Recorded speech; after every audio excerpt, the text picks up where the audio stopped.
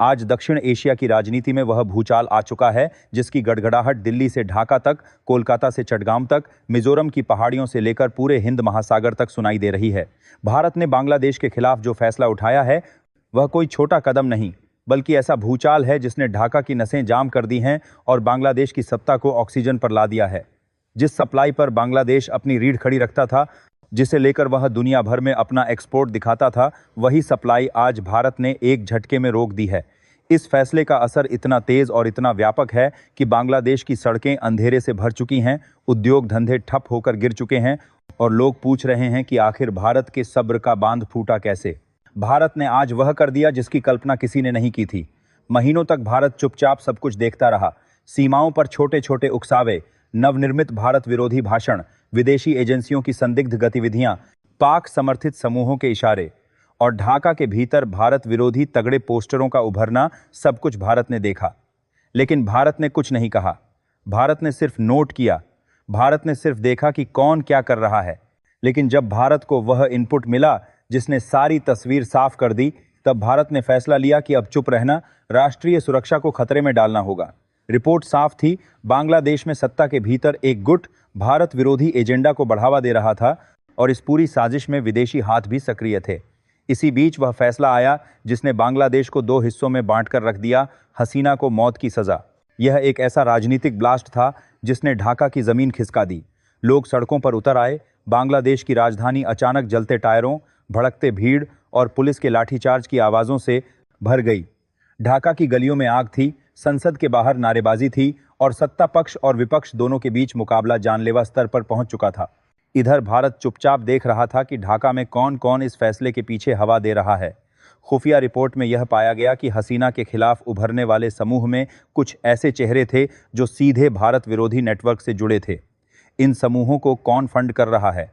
कौन फंड कर रहा है केसी को? न्यूज़ 18 था? कौन सलाह दे रहा था? कौन चिंगारी लगा रहा था? इन सवालों के जवाब भारत की टेबल पर पहले ही आ चुके थे। भारत ने समझ लिया कि यह कोई साधारण आंतरिक राजनीतिक मामला नहीं, बल्कि क्षेत्रीय स्थिरता को हिला देने वाली कोशिश है। भारत के पूर्वोत्तर राज्य इस अस्थिरता से सबसे ज्यादा प्रभावित हो सकते थे। ढाका में अराजकता का फायदा उठाकर सीमा पार घुसपैठ बढ़ सकती थी, तस्करी का नेटवर्क सक्रिय हो सकता था और सबसे खतरनाक, भारत विरोधी गुट इस आग का इस्तेमाल भारत की सुरक्षा एजेंसियों को चुनौती देने में कर सकते थे। भारत ने तभी फैसला लिया कि अब जवाब दिया जाएगा, और जवाब भी ऐसा कि दुनिया हिलकर देखे। भारत ने बांग्लादेश की बिजली सप्लाई बंद कर दी। भारत से मिलने वाली 1160 मेगावाट बिजली काट दी गई। जैसे ही यह लाइन गिरी, ढाका अंधेरे में समा गया। राजधानी के आधे इलाकों में रात होते ही पावर ग्रिड ध्वस्त हो गया। अस्पतालों में ऑपरेशन रोक दिए गए। इंडस्ट्रियल एरिया की मशीनें शांत हो गईं।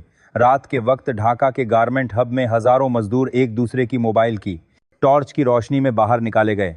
लेकिन यह तो बस शुरुआत थी। भारत ने चावल की सप्लाई रोक दी। बांग्लादेश का 22% चावल भारत से जाता था, अब एक दाना भी नहीं। सीमा पर खड़े हजारों ट्रक, जिनमें खाद्यान्न, सब्जियां, दालें, पैक्ड फूड, औद्योगिक इनपुट भरा था, सबको रोक दिया गया। आदेश साफ था, एक भी वाहन ऑर्डर पार नहीं जाएगा। अगला प्रहार डीजल पर किया गया।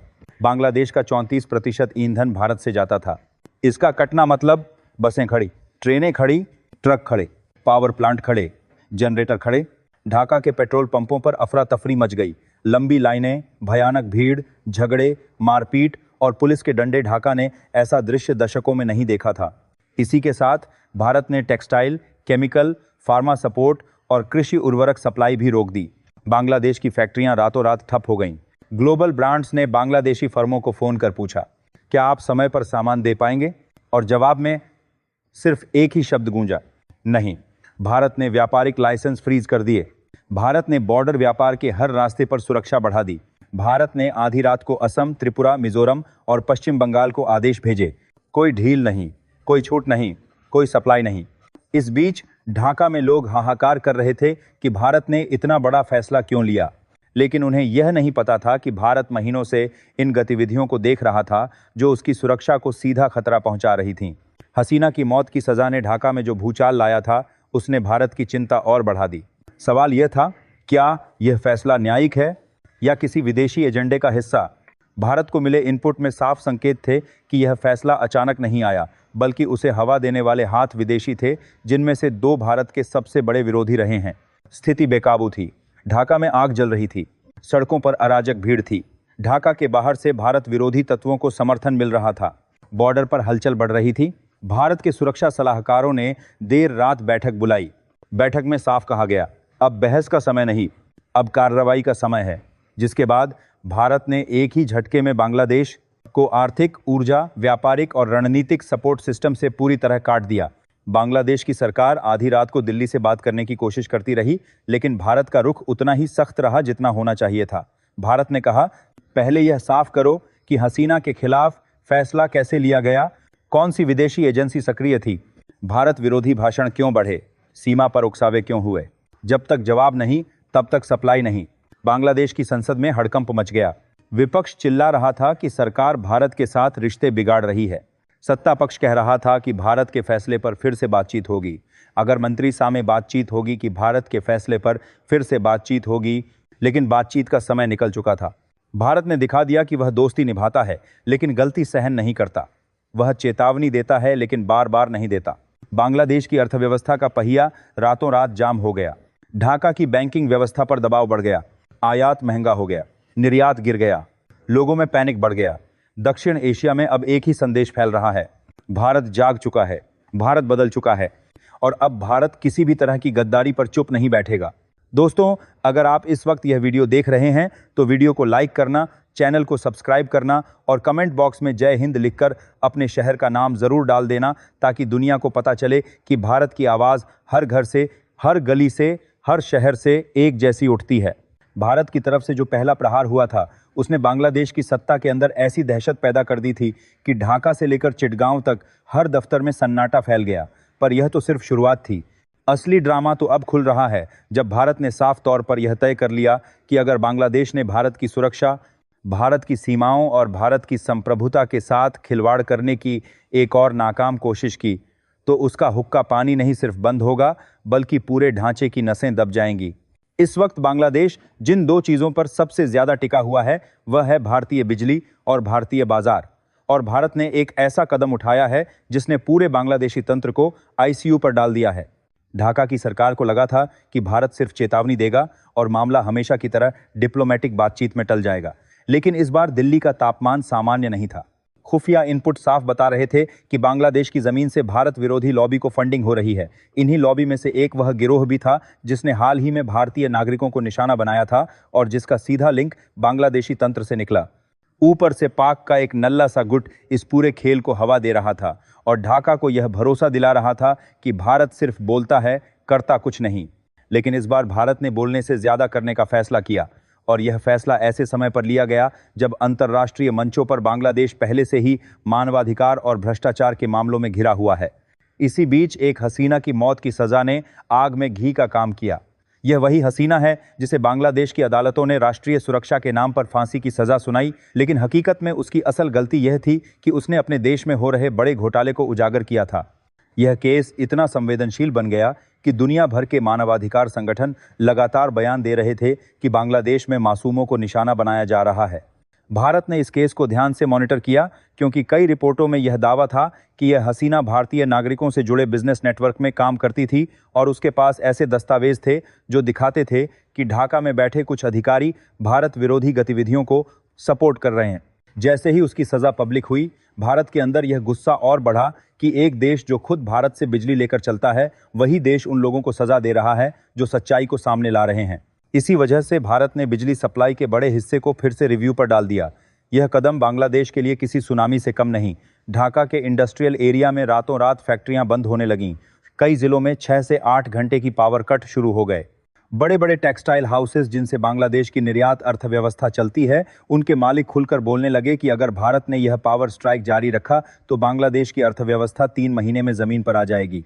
इसके बाद भारत ने दूसरा वार किया और चावल व अन्य सप्लाईज के बड़े कॉन्ट्रैक्ट रोककर पूरा कूटनीतिक खेल उलट दिया। बांग्लादेश के बड़े शहरों में राशन की लाइनें लंबी होने लगीं और मीडिया के अंदर डर इतना ज़्यादा फैल गया कि कई पत्रकारों ने लाइव शो में यह कह दिया कि जिस दिन भारत ने पूरी सप्लाई रोक दी, उस दिन बांग्लादेश में अशांति की स्थिति पैदा होना तय है।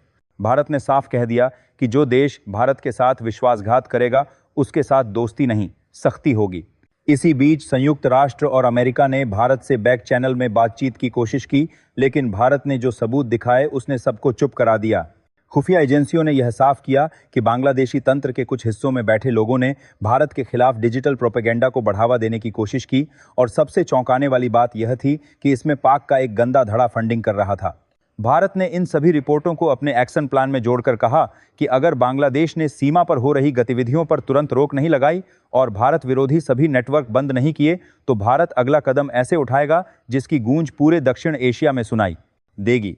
न सिर्फ सप्लाई बंद होगी, बल्कि भारत बांग्लादेश के खिलाफ बड़े स्तर पर आर्थिक प्रतिबंध भी लगा सकता है। बांग्लादेश की सरकार जिस तरह हसीना वाले केस को दबाने की कोशिश कर रही थी, उसने मामला और बिगाड़ दिया। अब यही केस भारत के न्यूज़ चैनलों, सोशल प्लेटफॉर्म और अंतर्राष्ट्रीय मीडिया में उठने लगा, और हर जगह यह सवाल उछल रहा था कि क्या बांग्लादेश में लोकतंत्र सिर्फ नाम का है। भारत का यह कड़ा रुख देखकर बांग्लादेश के पड़ोसी देशों के बीच भी संदेश साफ हो गया कि भारत अब पुराना भारत नहीं रहा। भारत के कई बड़े रणनीतिकार यह भी कह रहे हैं कि भारत की यह पॉलिसी सिर्फ बांग्लादेश के लिए नहीं है, बल्कि यह एक मैसेज है उन सभी देशों के लिए जो भारत की दोस्ती का गलत फायदा उठाते हैं। और इस सबके बीच भारतीय जनता का गुस्सा भी बढ़ता जा रहा है। लोग खुलकर कह रहे हैं कि बांग्लादेश को भारत से जितना मिला है उतना किसी देश ने उसे कभी नहीं दिया। फिर भी अगर वहां की सरकार भारत के साथ अविश्वास का खेल खेलेगी तो भारत को अपनी सख्ती दिखानी ही चाहिए। सोशल मीडिया पर लाखों लोग बांग्लादेश की हरकतों को लेकर लिख रहे हैं कि भारत को अब सबक सिखाने वाला मोड अपनाना चाहिए, और सरकार के फैसलों की तारीफ कर रहे हैं। इसी बीच भारत के एक्सपर्ट्स चेतावनी दे रहे हैं कि बांग्लादेश में अगर हालात और बिगड़े तो भारी आर्थिक और राजनीतिक संकट आएगा, और इसका सीधा असर क्षेत्रीय स्थिरता पर पड़ेगा। भारत ने अब साफ कर दिया है कि बांग्लादेश जब तक पारदर्शी और जिम्मेदार रवैया नहीं अपनाएगा, तब तक राहत मिलने की कोई संभावना नहीं है। भारत के पास विकल्प बेहद सटीक हैं, और हर विकल्प बांग्लादेश की अर्थव्यवस्था को झकझोरने वाला है, और इसी पर भारत में बने प्रेशर का असर अब दिखना शुरू हो गया है। बांग्लादेश की संसद में पहली बार कई सांसद भारत के खिलाफ बयान देने से बच रहे हैं, क्योंकि उन्हें पता है कि इस वक्त भारत को नाराज करना किसी भूचाल को बुलाने जैसा होगा, और अंत में वही अपील जो हर भारतीय को इस मुद्दे पर एकजुट करती है।